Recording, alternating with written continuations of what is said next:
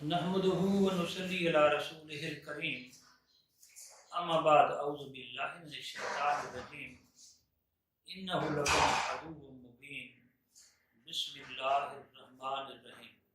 जी, आपका प्रोग्राम कानूनी मशवरों के साथ हाजिर हैं। मेरा नंबर आपके पास होगा 03226138 मैंने पहले भी रिक्वेस्ट की थी, अभी रिक्वेस्ट करता हूँ, आप लोग सवाल भेजते हैं लेकिन सवाल जो हैं वो मुबहम और गैर वाज़ेह होते हैं। उसके लिए एक बार फिर रिक्वेस्ट करूँगा कि आप अपने सवालात को वज़ाहत के साथ, क्लैरिटी के साथ भेजा करें ताकि जवाब मुबहम ना रहे। पहला सवाल है जी कि मैं बैरून मुल्क रहता हूँ, लाहौर में प्लाट ख़रीदना चाहता हूँ और मैं लाहौर नहीं आ सकता। क्या इसके लिए मेरे ससुर साहब मेरी जगह पैसे देकर प्लाट खरीद सकते हैं? जवाब है जनाब, जी हाँ। कानून ये कहता है कि जो जायदाद फ़रोख्त करने वाला है उसके दस्तखत हाज़िरी ज़रूरी है। जिसके नाम हो रहा है उसके लिए ज़रूरत नहीं है। आपने लिखा है कि आपके ससुर आपकी जानिब से पैसे देकर ये जायदाद आपके नाम करवाएंगे, तो बिल्कुल वो हो सकता है, सारा निज़ाम जो है वो कर लेंगे और ये कानून के मुताबिक ठीक होगा। दूसरा सवाल है जी कि अगर बहन जिसकी औलाद भी हो जायदाद को अपनी मर्जी से और भाई को अपनी मर्जी से ज़मीन दे दे तो उसकी सरकारी फीस क्या होगी? मेरे भाई, आपने जो पूछा है मर्जी से ज़मीन दे दे, अब ये दे दे जो है आम लैंग्वेज में दे दे में होगा कि आया फरोख्त है, फरोख्त कर रही है, गिफ्ट कर रही है, हिबा तबलीग कर रही है, बख्शीश कर रही है, दस्तबरदारी है, कोई तबादला है, क्या चीज है? आपने बिल्कुल ये लफ्ज़ एक भी नहीं लिखा। दूसरी तरफ आप सरकारी फीस पूछ रहे हैं, फिर आपने उस जायदाद की कीमत नहीं लिखी कि कितनी कीमत होगी उस जायदाद की। फिर आपने ये भी नहीं लिखा कि जायदाद जो है वो देहात में है या शहर में है या कैंटोनमेंट बोर्ड में है वगैरह। तो इसलिए इस सवाल का जवाब देना मेरे लिए नामुमकिन है। नेक्स्ट है जी, मुख्तियार नामा आम की अहमियत क्या है, तफसील बताएं। देखिए जी, मुख्तियार लफ्ज़ से ही साफ रह रहे, इसे कहते हैं अंग्रेजी में जनरल पावर ऑफ अटॉर्नी, यानी किसी को अख्तियार देना कि वो कोई काम आपका करके आए। तीन किस्म के अख्तियार होते हैं, एक होता है जनरल पावर ऑफ अटॉर्नी, एक होता है स्पेशल पावर ऑफ अटॉर्नी, एक होता है मुख्तियार बाबत पैरवी मुकदमा। ये तीन किस्म के अख्तियार होते हैं। जो जनरल पावर ऑफ अटॉर्नी है वो ऐसा अख्तियार है कि आप किसी को देते हैं कि वो आपकी जायदाद का इंतजाम करे, उसको बेचे वगैरह वगैरह। आपकी तरफ से ये फुल अख्तियार होता है कि उस जायदाद को हर लिहाज से। इसी तरह मुख्तलिफ कंपनीज जो हैं वो भी अपना नुमाइंदा मुकर्रर करती हैं और उनको जनरल पावर अटॉर्नी होता है कि वो केसेस भुगताएं, अदालत वाले कोई कंप्रोमाइज़ करें, कोई ज़मीन बेचें, खरीदें, हर किस्म का उनको अख्तियार मिल जाता है। और इसकी कानून में बहुत ही इम्पोर्टेंस है, उसकी ये सारे ट्रांजैक्शन जो है वो जायज़ और कानूनी समझी जाती है। अगला सवाल है जी, अगर पुलिस वाले पर्चा में गलत तहरीर लिख दें जबकि असल हकीकत न लिखें तो उनको कैसे सामना किया जा सकता है? देखिए जी, सबसे पहले आप इस बात गौर करेंगे कि एक शख्स जो मरीज है उसको कोई तकलीफ होती है तो डॉक्टर के पास जाता है, तब कहीं जाकर उसकी वो लवलिश जो है वो दूर होती है। आपने ये तफसील नहीं लिखी कि पुलिस ने आपको कौन किस किस्म की कोई बात थी जो पुलिस वालों ने और लिख दी। आपको चाहिए कि जब आप पुलिस के पास कोई FIR दर्ज कराने, पर्चा दर्ज कराने जाते हैं तो आप अपनी तहरीर लिखें। आप तहरीर लिखें, उसके वो जाके तहरीर जमा करवाएं, अपना दस्तखत अंगूठा लगाएं, वो जाके आप पुलिस को देंगे तो پولیس پھر کیسے تبدیل کر سکتی ہے؟ نہیں کرے گی۔ ہاں کچھ لوگ جا کے زبانی کلامی بات کرتے ہیں اور پولیس والے لکھتے ہیں، اس میں وہ گڑبڑ ہیرا پھیری کر سکتے ہیں۔ تو تحریر اگر درخواست آپ بنا کر جائیں گے تو یہ بہتر ہوگی۔ اگر اس طرح نہیں کریں گے تو اس گڑبڑی سے پھر علاج کوئی نہیں ہے، پھر مسائل ہوں گے، پھر آپ کو ان کے جو ہائی اپس ہیں سی پی او آر پی او وغیرہ ان کو درخواست دینا پڑے گی، تو وہ کہہ سکتے ہیں کہ نہیں جناب ہم نے ایمانداری سے کام کیے ہیں، الٹا آپ کو کہیں گے کہ یہ جھوٹ بولتا ہے۔ تو ہمیشہ جب آپ کوئی کام کریں تو اس میں آپ تحریری درخواست دیں تاکہ کوئی کسی قسم کا ابہام باقی نہ رہے۔ اگلا سوال ہے جی، اگر کوئی شخص لوٹنے کی نیت سے آئے اور آپ کو مار ڈالے تو کیا صورت ہوگی اور کیا کرنا چاہیے؟ تو اس میں جب کوئی ایک ایکٹ ہوتا ہے ملزم کرتا ہے تو کئی دفعات اس میں شامل ہوتی ہیں۔ ایک شخص آیا ہے لوٹنے کی نیت سے، ابھی اس نے کریمنل ٹریسپاس کیا، اگر آپ کی مراد گھر ہے وہ گھر میں داخل ہوا مجرمانہ نیت سے لوٹنے کے لیے آیا تھا، یہ سیکشن علیحدہ لگے گا، اور مار ڈالے تو یہ سیکشن پھر 302 وہ علیحدہ ہوگا۔ تو اس کے لیے جو ہے آپ کو ایف آئی آر درج کروانا ہوگی، وہی تحریری درخواست جو ہے آپ کو پولیس کو دینا پڑے گی۔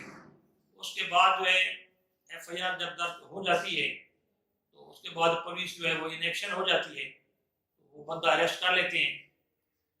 اگر وہ بندہ چاہے گا جس کو اریسٹ کیا تھا تو چاہے وہ ضمانت کے لیے چلا جائے یا نہ جائے، اس کے بعد پولیس ڈائری ہوتی ہے، ضمنیہ پولیس لکھتی ہے روزانہ کی کارروائی انہوں نے کیا کیا کیا، ان کے جو آپ اگر پرچہ درج کروانے والے ہیں تو 161 کے بیان ہوتے ہیں، وہ آپ جا کے پولیس میں دیں گے، اور جو دوسری پارٹی ہے وہ بھی صفائی کے اپنے گواہان لے آئے گی وغیرہ وغیرہ۔ اسی میں ڈاکٹری رپورٹ بھی شامل ہوگی، دوسرے گواہان وہ بھی شامل ہوں گے، تو یہ ساری کہانی اس سلسلہ ہوگا۔ اس کے بعد پھر ٹرائل شروع ہوگا، اس میں آپ اپنے گواہ لے آئیں گے، وہ اپنے گواہ لے آئیں گے، ان پر جرا ہوگی۔ اس کے بعد جو ہے وہ ڈاکٹر وغیرہ جو ہے وہ بھی آئیں گے، پولیس والے بھی آئیں گے، گواہیاں دیں گے۔ اس کے بعد جو ہے وہ مین آرگومنٹس ہوں گے، اس کے بعد عدالت فیصلہ کر دے گی۔ اگر آپ ثابت کر گئے تو اس شخص کو سزائے موت ہو جائے گی جو لوٹنے کی نیت سے آیا اور بندہ ہی مار دیا۔ اگلا سوال ہے جی، شجرہ نسب کیا ہے اور مثل حقیقت کیا ہے؟ شجرہ نسب سے مراد آپ کا حسب نسب ہے کہ فلاں شخص ولد فلاں ولد فلاں ولد فلاں، پوری ایک ہیرارکی ہے، چین ہے، اس کے بارے میں اس کی ذات پات بھی لکھی ہوتی ہے، اور اس کا جناب کس کا بیٹا تھا، اس کا والد کون ہے، اس کا دادا کون ہے، وغیرہ وغیرہ۔ مثل حقیقت جو ہوتی ہے یہ حق سے حقیقت ہے، اس کو عام طور پر ریکارڈ آف رائٹ اور جمع بندی بھی کہتے ہیں۔ اس میں کسی کے ایک ایسا رجسٹر ہوتا ہے پٹواری کے پاس جس میں ان کے حقوق لکھے ہوتے ہیں کہ کسی جائیداد کی جو ہے وہ کھیوڑ داران ان کی حصے کتنے ہیں، تو یہ سارا اس کے اندر درج ہوتا ہے۔ اگلا سوال ہے جی، میری بیوی خوشی سے اپنے میکے گئی اور اب خام کا وہاں بیٹھ گئی ہے اور آنے سے گریزا ہے، باقی سارے گھر والے جو ہیں وہ اس کے ساتھ مل گئے ہیں اور میرا نمبر جو ہے انہوں نے بلاک کر دیا ہے۔ اس صورت میں کیا کیا جائے؟ دیکھیں جی، اس سے آپ کو جو ہے وہ رائٹ پروڈیوس ہوتا ہے آپ کا کہ آپ فیملی کورٹ میں کنجوگل رائٹس کا دعویٰ کریں گے۔ حقوق اعادہ زن و شوہے اسے اردو میں کہتے ہیں، یہی سارے حالات آپ لکھیں گے اور اس میں لکھیں گے کہ وہ حقوق زوجیت ادا کرنے سے گریزہ ہے اور میں اس سے پیار کرتا ہوں، وہ گھر بس ہے۔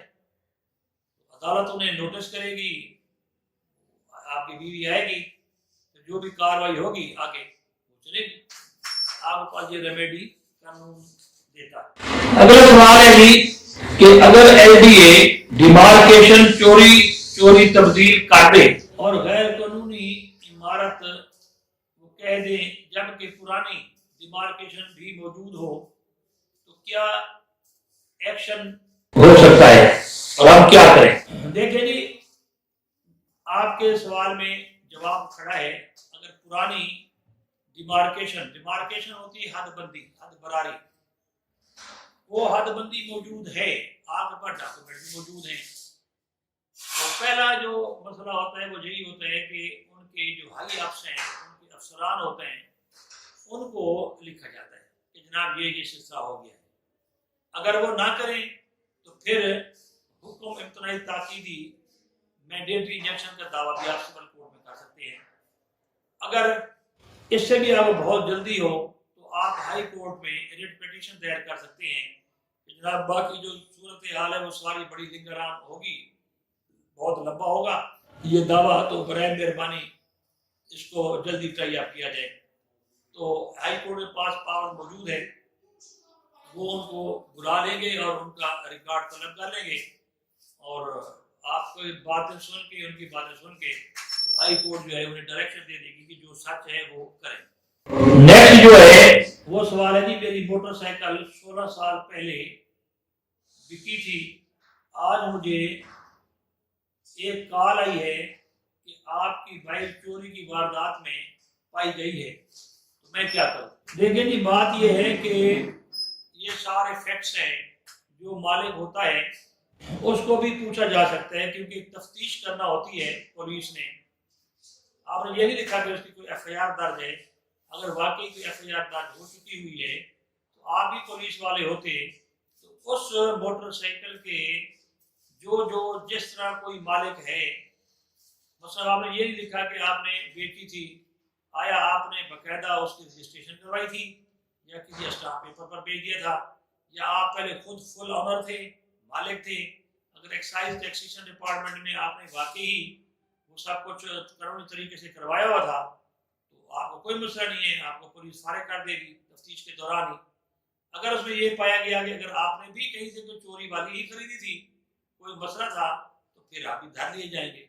تو اس لیے آپ اپنے ڈاکومنٹس لے کے پہنچ جائیں، جس نے کال کی ہے آپ کو بتا دیں، کوئی ایسا مسئلہ نہیں ہوگا. اگلا سوال ہے کہ اگر کسی نے میرے خلاف کیس کیا ہوا ہے اور مجھے نوٹس نہیں ملتا تو مجھے کیسے پتہ چلے گا کہ میرے خلاف کیس ہے؟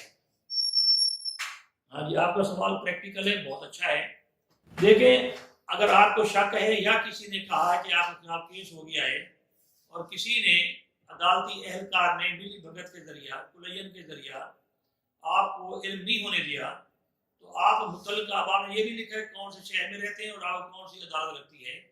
جہاں بھی آپ رہتے ہیں تو آپ اس عدالت میں سی او سی برانچ میں چلے جائیں گے، تو ان میں آپ دیکھیں گے کہ ایک رجسٹر ہوتا ہے، آج کل ریکارڈ کمپیوٹرائزڈ ہے، تو آپ بتا سکتے ہیں کہ جناب میرا نام یہ ہے اور میرے خلاف جو ہے وہ فلاں فلاں کیس کر سکتے ہیں، ان کے نام بتا دیں گے، تو آپ کو بتا دیں گے کہ آپ کا کیس ہے یا نہیں ہے.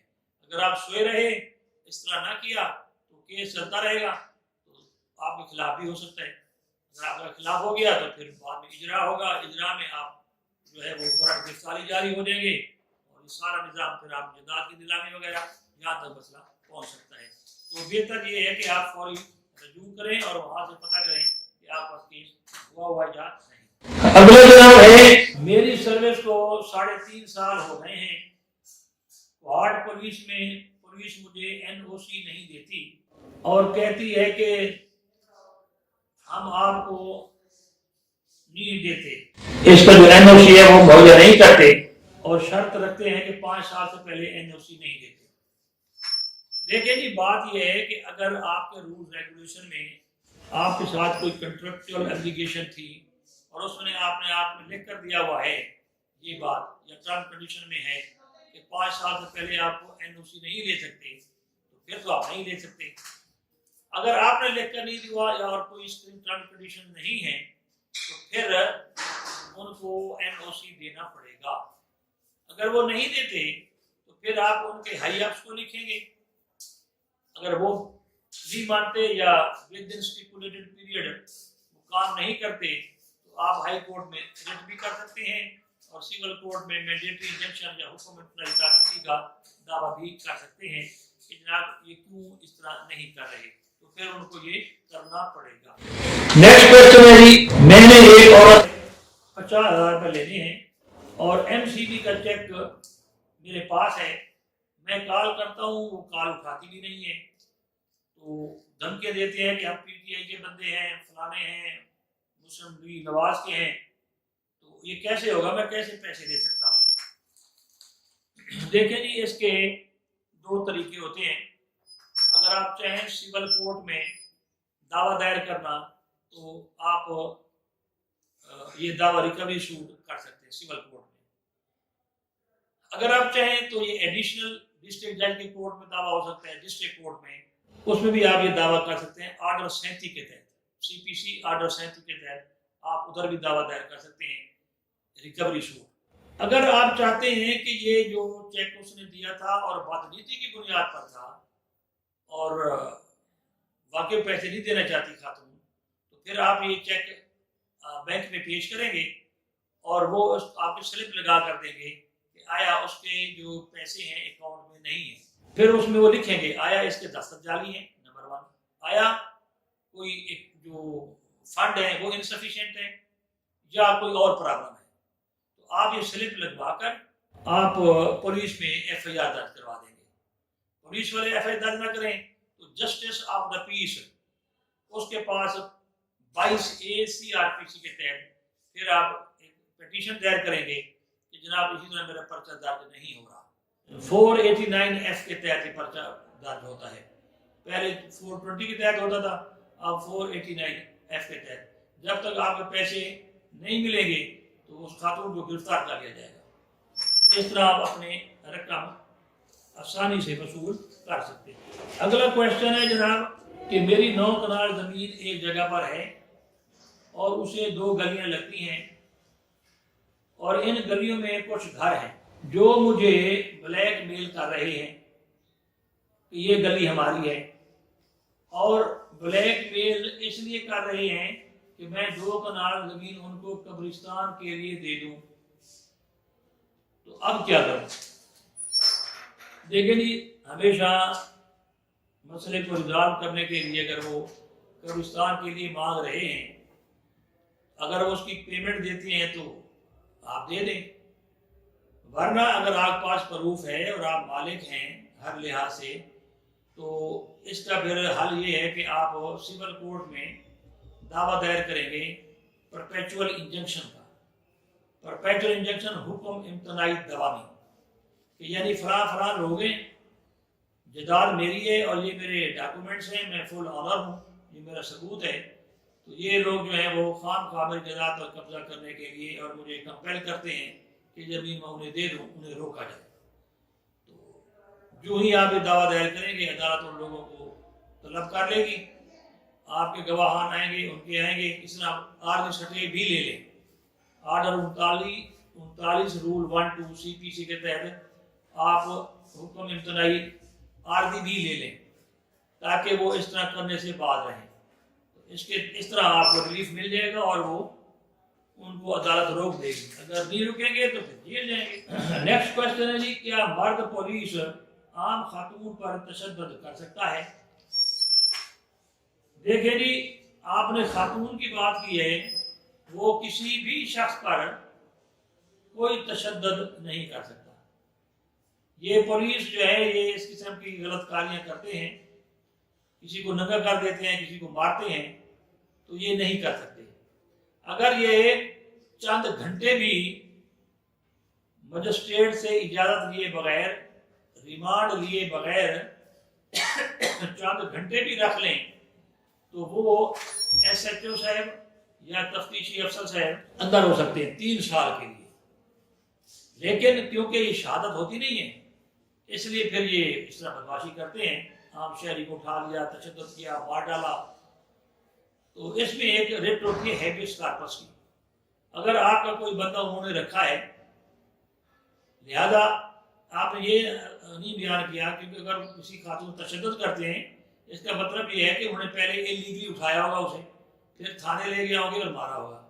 تو اگر آپ ہیبیس کارپس کی ریٹ پیٹیشن دائر کر دیں ڈسٹرکٹ کورٹ میں بھی، تو یا ہائی کورٹ میں بھی ہو سکتی ہے، اگر وہ جوریڈکشن نہ ہو تو وہ پولیس والا جس نے یہ کام کیا ہے یا انلیگلی اس کو ڈیٹین کیا ہے تو وہ جیل جا سکتا ہے اور آپ کو آزادی مل جائے گی۔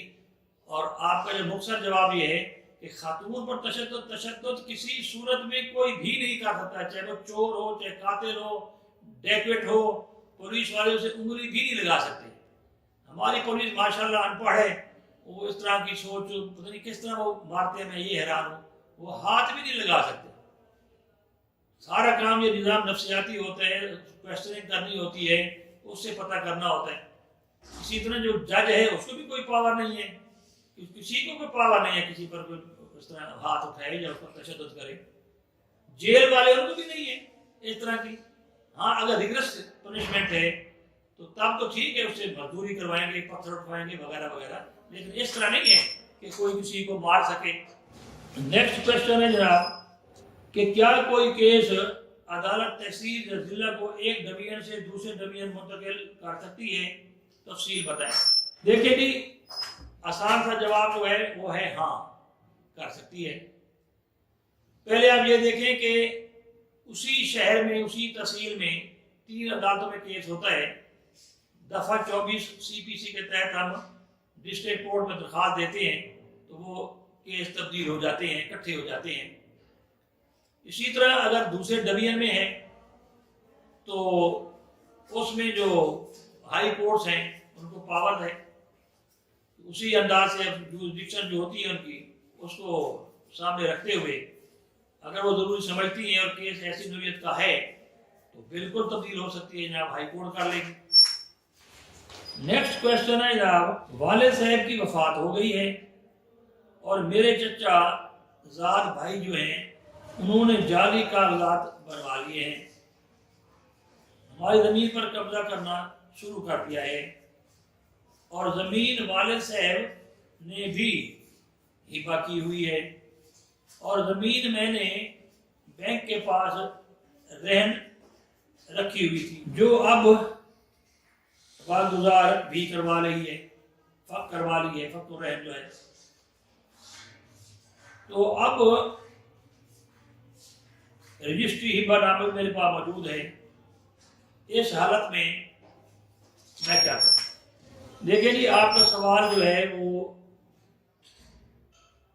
عجیب نوعیت کا ہے۔ ایک تو آپ کہتے ہیں کہ والد صاحب فوت ہو گئے ہیں، والد صاحب فوت ہو بھی جائیں تو آپ کے پاس جو رجسٹری ہے، ہبہ نامہ موجود ہے، قبضہ بھی آپ کا ہے۔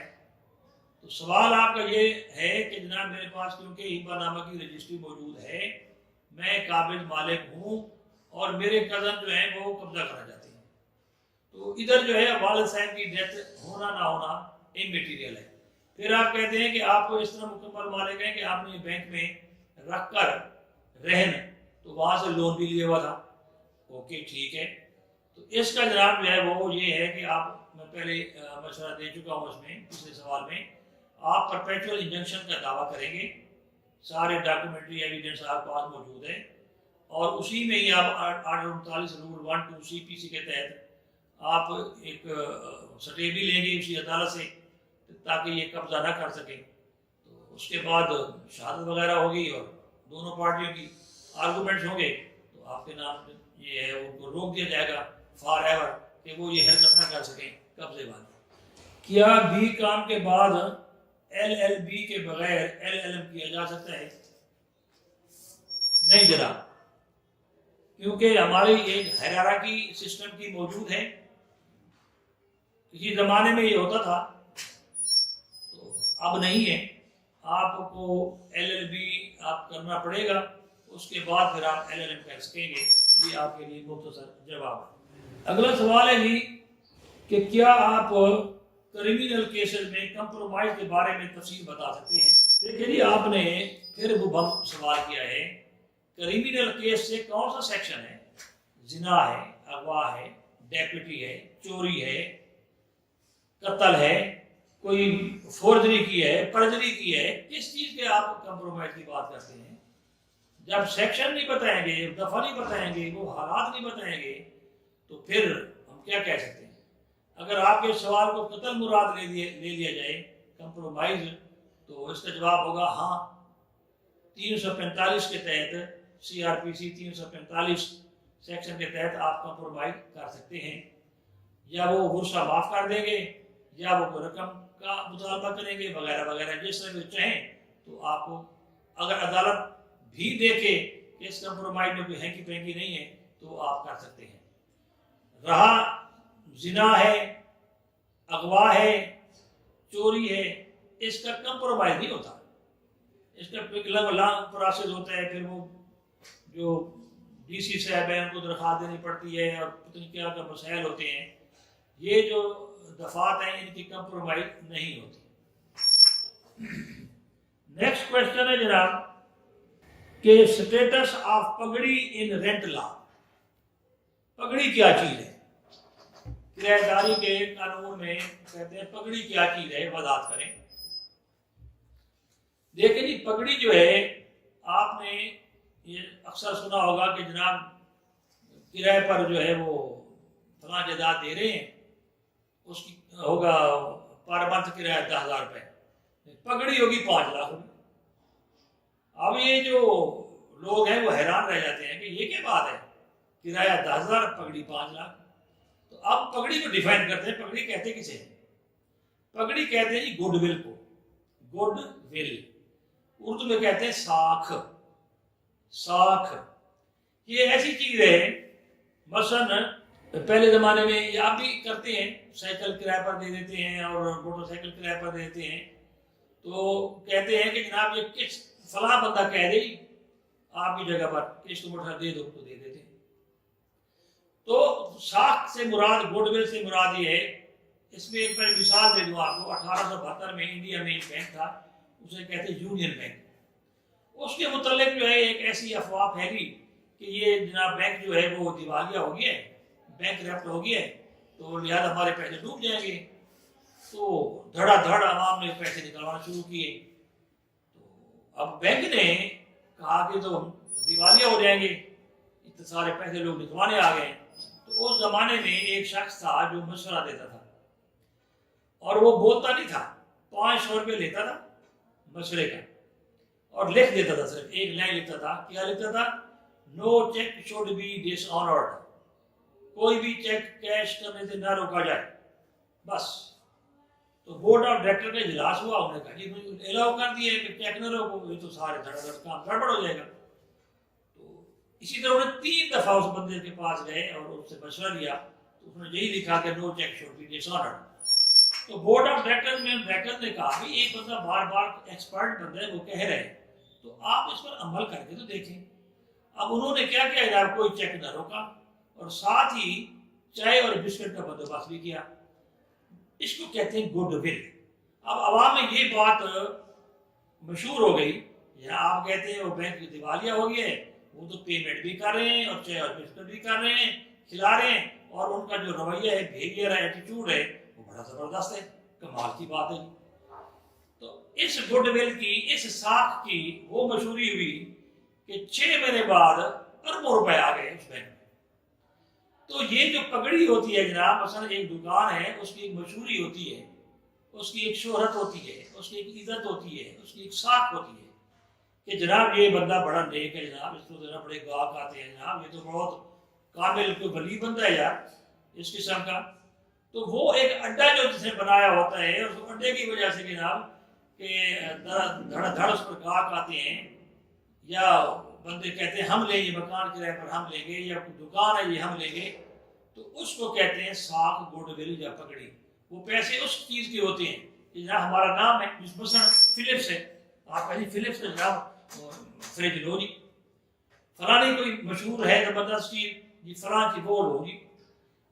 جب یہ محکمہ بکے گا، جیسے فلپس کی کمپنی فلپس کو بیچے گی، تو وہ اس پر کہہ سکتی ہے کہ ہماری 1 کروڑ روپے کی کمپنی ہے، لیکن 5 کروڑ ہم اوپر پگڑی کا لیں گے، کیونکہ یہ ایسی چیز ہے کہ اتنی ساکھ بن چکی ہے عوام میں کہ وہ اس طرح آپ نے ویب جی فگر دیکھے ہوں گے، نام ہی کافی ہے. تو یہ جو ہے نام کافی ہے. تو جب یہ کمپنی والے اپنی کمپنی بیچیں گے تو یا کرائے پر دیں گے، تو مثال کے طور پر اگر ان کا 5 لاکھ کا ہے کمپنی کا، تو وہ کہیں گے 10 لاکھ پگڑی دیں. تو اس کو کہتے ہیں ساکھ، اس کو کہتے ہیں گڈ ول، اس کو کہتے ہیں پگڑی. امید ہے آپ میرے جواب سے مطمئن ہو گئے ہوں گے. اگلا سوال ہے جی، میرے سسر نے اصل شناختی کارڈ میری بیوی کے ذریعہ لے لیا ہے اور 1200 روپے کا اسٹیمپ پیپر میرے دستخط جعلی کروا رکھے ہیں، مجھے اب معلوم ہوا ہے، میں کیا کروں؟ لیکن بات یہ ہے کہ آپ کو یہ تو آپ نے نہیں لکھا کہ آخر گھر میں بات چلتی ہوگی کہ اس نے یہ جو ہے 1250 کا جو اسٹام ہے یہ کیوں لیا ہے، کوئی باتیں چل رہی تھیں، آیا آپ نے کوئی جائیداد نام کرنی تھی؟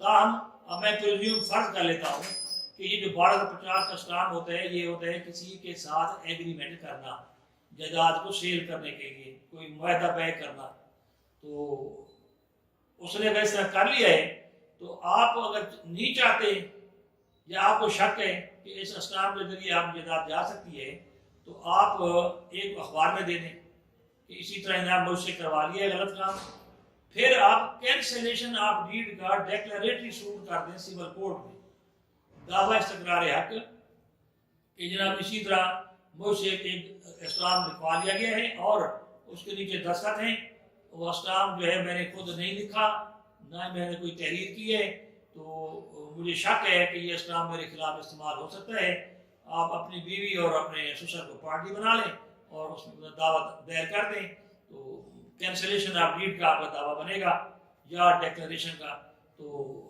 اس سے آپ کو ریلیف مل جائے گا، آپ کو کوئی نقصان نہیں پہنچے گا۔ اگر آپ خاموش رہے تو پھر آپ کی جو جائیداد ہے وہ ان کے نام ہو سکتی ہے۔ اگلا سوال ہے کہ زمین کی رجسٹری کروانے کا کیا طریقہ ہے؟ دیکھیں جی، اس میں آپ نے نہیں لکھا کہ جائیداد شہری ہے، دیہاتی ہے، کینٹونمنٹ بورڈ کی ہے، ایم ڈی اے کی ہے یا ہاؤسنگ کی ہے، آپ نے کچھ بھی نہیں لکھا۔ جائیداد خرید کرنے کے دو طریقے ہوتے ہیں، اگر وہ دیہاتی ہے تو اس کا انتقال صرف کروایا جا سکتا ہے، وہ بھی جائز بات ہوتی ہے۔ دوسری رجسٹریشن ایکٹ موجود ہے، اس کی دفعہ 17 ہے، اس کے تحت رجسٹری کروائی جا سکتی ہے۔ رجسٹرار کے پاس، سب رجسٹرار جو ہوتا ہے اس کے پاس یہ پاس ہوتی ہیں کہ اس کے پاس آپ جا کے جو اسٹام وغیرہ خریدنے ہوتے ہیں اس کی مالیت اس انداز سے آپ خرید لیں گے، اس کے بعد سب رجسٹر ٹیکسز وغیرہ ہوں گے، تو یہ جو ہے جو جائیداد جو ہے آپ رجسٹری کروا سکتے ہیں۔ رجسٹری کروانے کے بعد اگر وہ دیہاتی ہے تو پھر اس کا میوٹیشن سینکشن ہوگا، یعنی انتقال کروایا جائے گا، یا اگر وہ کسی ایم ڈی اے کی ہے یا ہاؤسنگ کی ہے تو اس میں آپ اس کی انٹری کروا لیں گے، یہ طریقہ کار ہوتا ہے۔ نیکسٹ کوشچن ہے جی، اگر پولیس ایف آئی آر میں مالیت کم درج کر دے جان بوجھ کر تو میں کیا کروں؟ اگین یہ عجیب و غریب سوال ہے جس میں ایف آئی آر کس چیز کی تھی، وہ کون سی چیز تھی جس کی مالیت کم درج ہوئی، اب جب اس نے مالیت درج کی ہے اب اس کا ایفیکٹ کیا ہے، آپ کہاں وہ کرنا چاہتے تھے، لینا چاہتے تھے، کیا کوئی چیک تھا، کوئی گاڑی تھی، کوئی موٹر سائیکل تھا، تو یہ جو آپ نے لکھ دی ہے آپ اس کے لیے عدالت جا سکتے ہیں، ڈیکلریٹری سوٹ کر سکتے ہیں کہ جناب میرا، اب یہ آپ نے نہیں لکھا نا، آپ نے کوئی آپ کا معاہدہ تھا، کوئی ایگریمنٹ تھا، کوئی بے ہوئی، سیل ہوئی ہے، کیا چیز ہوئی ہے، آپ نے سمپل یہ لکھ دیا کہ ایف آئی آر میں انہوں نے لکھ دیا ہے۔ تاہم آپ یہ والی بات جو اگر آپ نے کوئی تحریری درخواست اگر آپ کی ہے اور اس میں آپ نے یہ لکھ دیا ہے پھر تو آپ فارغ ہیں، آپ اس کو تبدیل نہیں کروا سکتے۔ ہاں اگر آپ نے زبانی کلامی بات کی ہے اور اس کو پولیس والے نے لکھ دیا ہے اس طرح تو اس کو چینج آپ کروا سکتے ہیں، آپ ان کے ہائی اپس کو، سی پی او کو، آر پی او کو جو ہے وہ درخواست دے سکتے ہیں اور اس کی چینج ہو سکتی ہے۔ تو میں نے پہلے ریکویسٹ کی تھی کہ جو سوالات ہیں وہ مبہم نہ بھیجا کریں تاکہ اس کا جواب صحیح آئے۔ اگلا سوال ہے جی، کیا میں young lawyer L L B تعلیم کے دوران کسی سینئر لائر کے ساتھ پریکٹس کر سکتا ہوں اور ارننگ کر سکتا ہوں؟ دیکھیں جی، یہ سوال جو کامن سینس کے ہوتے ہیں، اس طرح سوال پوچھنا عجیب صورت بنتی ہے۔ ایل ایل بی آپ نے خود کہا ہے کہ بھی آپ کر رہے ہیں، آپ ایل ایل بی کے 3 پارٹ ہیں، اس کے بعد آپ ایک وکیل صاحب کے پاس بیٹھنا پڑے گا 6 مہینے کے لیے، وہ آپ کیس بھگتائیں گے، وہ لسٹ ساتھ لگے گی، پھر بار کونسل جو ہے وہ آپ کا این ٹی ایس ٹیسٹ لے گی، اگر آپ پاس کر گئے تو وہ لائسنس دے گی، تو تب آپ جا کے کوئی کیس لیں گے اور پھر عدالت میں آپ اپیئر ہو سکیں گے۔ تو آپ ارنے تک کما سکتے ہیں۔ یہ جو صورت آپ نے یہ والی لکھی ہے، یہ تو آپ ویسے کسی وکیل کے پاس بیٹھ جائیں، جیسے کلرک ٹائپ کام کرنا پڑے گا آپ کو، اور وہ خود چاہے تو آپ کو جو چاہے وہ 5-10 ہزار دے دے یا جو بھی 1000-2 دے دے۔ یہ تو ارننگ یوں ہو سکتی ہے، تو لیگل وے میں آپ اس طرح نہیں کر سکتے۔ What is difference between judicial remand and physical remand? یہ ایک سوال آیا جناب کہ جسمانی ریمانڈ میں اور جوڈیشیل ریمانڈ میں کیا فرق ہے۔ فزیکل ریمانڈ کو پہلے آپ سمجھیں، جب کوئی شخص کسی جرم میں پکڑا جاتا ہے تو پولیس کو اختیار نہیں ہے کہ وہ اپنے پاس چند گھنٹے ہی وہ رکھ سکیں، اس کے لیے انہیں علاقہ مجسٹریٹ کی عدالت میں پیش کرنا پڑتا ہے۔ مثلا چوری کا کیس ہے، کسی نے موٹر سائیکل چوری کیا، تو اب پولیس کو اختیار نہیں ہے کہ وہ پکڑ کے لے جائیں اور اس طرح مار دھاڑ کریں، وہ علاقہ مجسٹریٹ کی عدالت اسے پیش کریں گے۔ علاقہ مجسٹریٹ کو جناب سارے فیکٹس بتائیں گی پولیس کہ جناب اسے بندہ ہم نے پکڑا ہے تو ہمیں ریمانڈ چاہیے۔ ریمانڈ کا مطلب ہوتا ہے کہ آپ کسی کو جسمانی طور پر تھانے میں رکھ سکتے ہیں، یہ ہوتا ہے ریمانڈ، فزیکل ریمانڈ۔ تو مجسٹریٹ سمجھے گا کہ ان کو واقعی تفتیش کے لیے یہ چاہیے، تو اس کی انویسٹیگیشن کے لیے، تفتیش کے لیے جو انویسٹیگیشن افسر ہے وہ ریمانڈ لکھتا ہے۔ زیادہ سے زیادہ ریمانڈ جو ہے وہ 14 دن کا ہوتا ہے، تو چاہے وہ 2 دن کا لے لیں، چاہے 3 دن کا یا 4 دن کا۔ تو دوران تفتیش اگر کوئی ریکوری برآمدگی نہ ہو، کوئی اس طرح کا مسئلہ نہ ہو اور 14 دن گزر جائیں، تو پھر علاقہ مجسٹریٹ جو ہے اسے بھیج دے گا جیل، جوڈیشل ریمانڈ پر، اور پھر ہر پیشی پر اس کو پیش کرنا پڑتا ہے۔ تو مطلب دونوں کا ہے جسمانی طور پر اپنے پاس رکھنا۔ ریمانڈ کو لوگ کہتے ہیں وہ جی ریمانڈ مل گیا ہے، پتہ نہیں اب کیا ہوگا، دھاڑ مار پولیس کی ہوتی ہے، پولیس والے ٹچ نہیں کر سکتے، انگلی نہیں لگا سکتے، ہاں انٹیروگیشن کر سکتے ہیں، انویسٹیگیشن کر سکتے ہیں، تفتیش کر سکتے ہیں، گواہان آئیں گے دونوں طرف سے، جو بھی ہوگا وہ اپنی پوری انویسٹیگیشن وہ کر سکتے ہیں۔ تو یہ ڈیفرنس ہے فزیکل ریمانڈ اور جوڈیشل ریمانڈ۔ اور عام طور پر پھر عدالتوں میں ہم جاتے ہیں کہ جناب یہ ہماری ضمانت دے دیں، کیونکہ پولیس کو تو مطلوب ہی نہیں ہے، نہ ہی برآمدگی ہوئی ہے، تو وہ اتنے عرصہ جیل میں ہے، تو عام حالات میں پھر یہ ضمانت پھر بیل ہو جاتی ہے۔ نیکسٹ کوشچن ہے جی، کنٹیمپٹ آف کورٹ کیا چیز ہے؟ دیکھیں جی، ہمارے ایک ہیرارکی ہے، عدلیہ کا ایک نظام ہے۔ عدالت سے مراد ایک شخص نہیں ہوتا بلکہ ایک انصاف کا ادارہ ہوتا ہے۔ کوئی شخص اس قسم کی عدالت میں حرکت نہ کرے جس سے ڈیمیج ہوتا ہو عدالت کا وقار، تو اس کے لیے جو ہے وہ سزا بھی مقرر ہے اور قید بھی مقرر ہے۔ لیکن آپ نے صرف سمپلی یوں پوچھا ہے، اب ایک بہت بڑا ایک لیکچر چاہیے اس کے لیے کہ آپ نے کس جرم میں کس اس میں بات کی ہے۔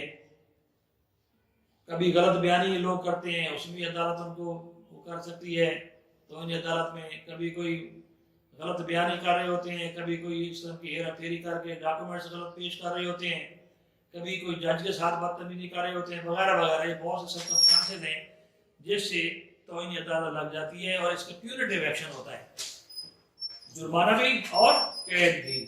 نیکسٹ کوشچن ہے جی، کورٹ میرج کی قانونی اور شرعی حیثیت کیا ہے؟ لیکن سب سے پہلے آپ یہ سمجھ لیں کہ کورٹ میرج لفظ ہی غلط ہے، اور کورٹ میرج ہوتی ہی نہیں ہے۔ ہمارے ہاں یہ ہوتا ہے کہ لڑکیاں بھاگ جاتی ہیں گھر سے، تو کچہری میں یہ نکاح خواہ بیٹھے ہوتے ہیں، وہ جا کے وہاں، حالانکہ یہ بھی غلط کرتے ہیں، کیونکہ ہمارے یہاں جو سسٹم ہے 1965 اہل قوانین، اس میں سارے رولز لکھے ہوئے ہیں، وارڈ بنے ہوئے ہیں، یونین کونسل بنی ہوئی ہیں، ہر یونین کونسل کے وارڈ کا علیحدہ علیحدہ نکاح رجسٹرار نکاح خواہ ہوتا ہے۔ اب جو کچہری میں یہ جاتی ہیں بچیاں اور لڑکے نکاح کرتے ہیں، وہ غیر قانونی ہوتا ہے اصل میں، لیکن کیونکہ ایک سلسلہ یوں کرتے ہیں، پھر وہاں نکاح رجسٹرار بیٹھے ہوتے ہیں، انہوں نے اپنا ایجاب و قبول کر کے نکاح نامہ ہو گیا، 10 انگوٹھے ہو گئے، اس کے بعد پھر وہ وکیل رکھ لیتے ہیں، وہ جا کے عدالت میں دعویٰ یہ کرتے ہیں بیوی کی طرف سے کہ میں جناب اس کی جو ہے وہ منقوہ ہوں، میں نے اپنی بچی سے نکاح کیا ہے، میرے والدین جو ہے میرے فلاں بندے کے ساتھ جس کو میں پسند نہیں کرتی تھی اس سے شادی کرنا چاہتے تھے، لہٰذا مجھے بچایا جائے اور مجھے پولیس کام نہ کرے، کوئی ہراسمنٹ کی رٹ کر دیتے۔ یہاں آ کے پھر عدالت کی مہر لگ جاتی ہے اور اس لڑکی خود جا کے عدالت میں کہہ دیتی ہے کہ میں اس کی منقوبہ ہوں، میرا نکاح ہو چکا ہے، تو اب ماں باپ بھی کچھ نہیں کر سکتے۔ اس کو پھر لوگ آگے اس کو کورٹ میرج کہتے ہیں۔ کورٹ میرج نہیں ہوتی، کورٹ میرج کنسپٹ ہے ہی نہیں۔ اگر ہم نے شرعی حیثیت پوچھی ہے تو کورٹ میرج ہے ہی نہیں، تو حیثیت کیا ہوگی؟ کورٹ میں شادی ہوتی نہیں ہے، تو وہی نکاح خواہ ہوتا ہے جو کرواتا ہے، پھر وہی جا کے ایک کونسل وکیل رکھ کے عدالت میں کہ جناب ہم تو میاں بیوی ہیں تو ہمیں یہ جناب خام کا جو ہے وہ تنگ کرتے ہیں۔ تاہم فلموں میں، ڈراموں میں یا دوسرے سوسائٹی میں اس کو نام دے دیا کہ کورٹ میرج کا۔ کوئی کورٹ میرج کنسیپٹ نہیں ہے۔ لڑکی جب جوان ہو جاتی ہے، لڑکا جوان ہو جاتے ہیں، وہ دونوں آزاد ہیں، وہ دونوں شادی کر سکتے ہیں۔ اس کے لیے ایک ٹرم ہوتی ہے، اسے کہتے ہیں سوئی جیورس۔ سوئی جیورس کا مطلب ہوتا ہے کہ میں جوان ہوں، عاقل بالغ ہوں، میں اپنا برا بھلا سمجھتی ہوں، میرے والدین پتہ نہیں کیوں میری شادی کہیں اور کرنا چاہتے ہیں، تو لڑکی کو اجازت ہے۔ ہاں شرعی طور پر اگر فقہ حنفی ہے تو آپ یہ دیکھیں کہ وہ کہتے ہیں، فقہ حنفیہ میں ہے کہ اگر بچی کا ولی، گارڈین، سربراہ موجود نہیں ہے تو یہ بات غیر شرعی ہے۔ تو اب آپ خود دیکھ لیں، اب کیونکہ جو ایک سسٹم چل رہا ہے ہمارے عدالتوں میں، تو وہ یہی کہتے ہیں کہ جو لڑکی سوئی جیورس ہے، بالغہ ہے، تو وہ اپنی مرضی شادی کر سکتی ہے، اور یہ چل رہا ہے۔ جہاں تک کورٹ میرج کا تعلق ہے، کورٹ میرج کوئی چیز نہیں ہے، یہ لفظ ہی غلط ہے۔ یہ عام طور پر ٹی وی میں اور ڈراموں میں انہوں نے لفظ چلا دیا ہے، یہ لفظ ہی نہیں ہے، غلط ہے۔ کیا ہائی کورٹ کا وکیل، اگلا سوال ہے جی، کیا ہائی کورٹ کا وکیل سپریم کورٹ کے کیس کی پیروی کر سکتا ہے؟ دیکھیں جی، آپ کا سوال جو ہے جواب میں موجود ہے کہ ہائی کورٹ کے وکیل سے کیا مراد ہے؟ لائسنس۔ لائسنس کا کیا مطلب ہوتا ہے؟ اجازت نامہ۔ اب ایک ہے پہلے وکیل بنتے ہیں ڈسٹرکٹ کورٹ تک، وہ ہائی کورٹ کی پیروی نہیں کر سکتا کیونکہ اس کے پاس لائسنس ہے کہ you are hereby allowed to appear before district court only. جب وہ اپیئر ہوگا ڈسٹرکٹ کورٹ میں تو ہائی کورٹ میں کیسے پیش ہو سکے گا؟ اجازت نہیں ہے۔ پھر ہائی کورٹ کا وکیل ہے، اس کو اجازت سپریم کورٹ کی نہیں ہے، وہ وہاں کیسے پیش ہو سکتا ہے؟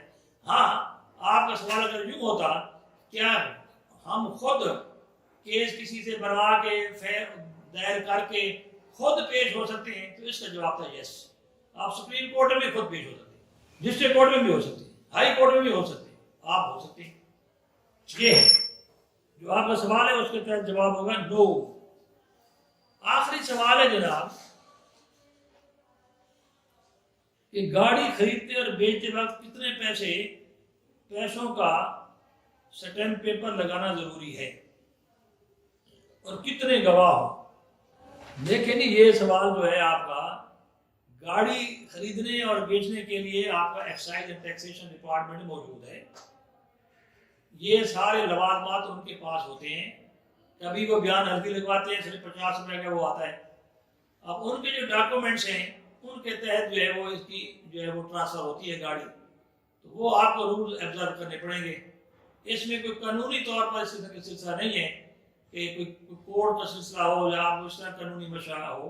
آپ جب جائیں گے ایکسائز ٹیکسیشن آفس میں، ان کے ریکوائرمنٹس ہوتی ہیں، وہ ریکوائرمنٹس آپ فلفل کریں اور گاڑی آپ کے نام ہو جائے گی۔ امید ہے کہ آپ کو اپنے سوالوں کے جوابات مل گئے ہوں گے۔